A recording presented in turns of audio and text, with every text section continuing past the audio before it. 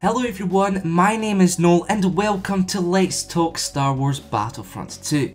The series where, having been fortunate enough to play around 20 hours or so of the full game, I go through every single game mode and give my opinion, my honest opinion at that.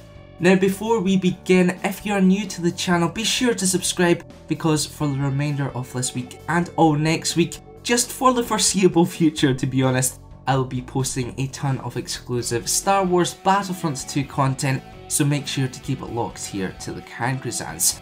So the first episode of this series we looked at the single player campaign mode. If you want to watch that, there will be a card on screen right now. I'll also leave a link in the description. Easy for me to say. So now it's time to talk about Starfighter Assault, which is my favourite game mode. And not by far, there are some really good other game modes which I will talk about in the future, but for some reason this just excited me the most and I just wanted to play it the most, to be honest. And I think a lot of it has to do with how well Criterion Games have handled it, because last year Starfighter Assault, it wasn't the most refined game mode in the world, and this year they seem to have basically overhauled it and it's just much more easier to get to grips with. It's easier to get kills as well, and everything about it seems a little bit more fluid and stuff. You'll know exactly what I mean when you actually pick up the game. Now that's not to say that there aren't massive problems with this game mode. In fact, there is one problem in that people just play it like as if it were a team deathmatch, and when you're the attacking team it just means you're not going to win. It's as simple as that. Unless you're with a group of friends, or unless you have a really coordinated team that are all focusing their efforts on destroying the Ventor class Star Destroyer or whatever objective it is that you have, then you're just going to lose because the other team playing it as if it were team deathmatch as well. That's all they need to do. They just need to get kills. They just need to stop people from attacking the certain objective that is on that map. So that means the attacking team, they always lose. In fact, I played it with others for what would have been about 5 hours in total, or maybe just under that, and only one time did the opposition, the team that was attacking, actually win. So yeah, it seems like it's not very balanced. Also, especially when you're playing as the Separatists versus the Galactic Republic, the Separatists noticeably don't have as good ships as the Galactic Republic. The ARC 170 in particular is so overpowered. Granted, it is a bigger ship, it's a lot bigger than some of the Separatist ships, but it does have this feature where if you press, I believe it is E on the keyboard, then you have this rear gunner that basically just shoots anyone that's tailing you. So even if people are tailing you, trying to shoot you down, you've got the last laugh because you could just turn the tables on them and they might not even realise what's happening, and boom, that is them dead.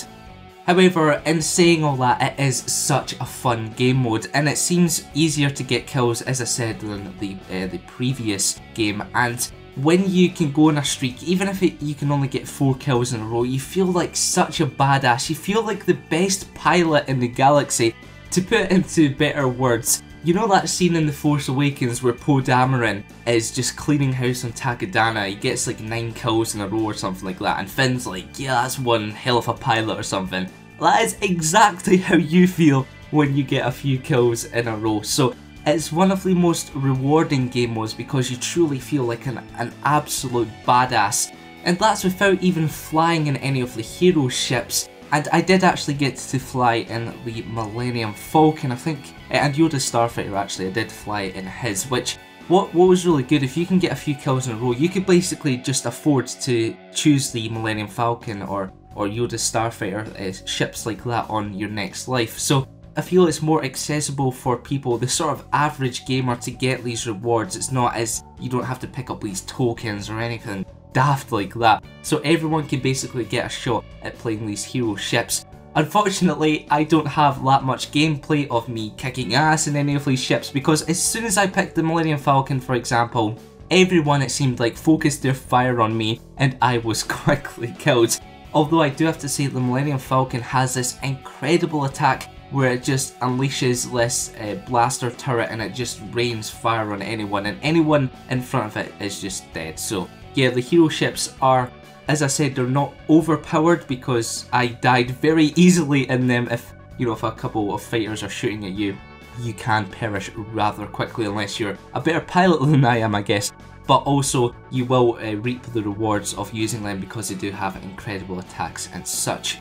And I think the last thing to really talk about here is, aside from how the ships pilot, what was funny actually is I'm usually a console gamer, and we were playing every multiplayer map, everything to do with multiplayer, we were playing on the PC. So to begin with, I was absolutely awful. It took me a while to get used to, and especially when trying to pilot starships. You should have seen how I was piloting when I first started on the PC. I had no idea what I was doing. I was doing barrel rolls without even knowing how to even do barrel rolls. I'm like, what is even happening? So yeah, I crashed quite a bit as well. I was not the best pilot in the world, but once you get used to the controls, especially if you are just a PC gamer naturally, or if you end up picking it up on the console, then the controls for the starships are really easy to handle. They seem a lot more simplified this time round. You basically, when you're using a keyboard, you use your WASD to actually do barrel rolls and to spin your craft, and then your mouse for every other movement. They've sort of changed the controls this time around, and I feel it does work a little bit better. I did take some getting used to, as I said. I was like, okay, the WASD keys, they're actually to roll around and to flip your ship, and so, okay, that's a bit weird. But yeah, it does, as I say, it does handle much better. And yeah, the last thing I was going to talk about there, before I was rudely interrupted by myself talking about how ships move. God, I hate that guy. Yeah, the last thing that I want to talk about is the maps. So I played around 4 maps in total across all the eras basically.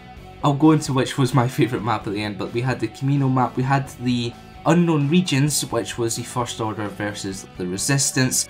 We also played what was Ryloth, I believe, which was during the Clone Wars as well. And there might have been one that we played as TIE Fighters and Rebels v Galactic Empire. So we didn't get to play too many maps, unfortunately, but of course you will be able to play with a ton more maps when the game is actually released.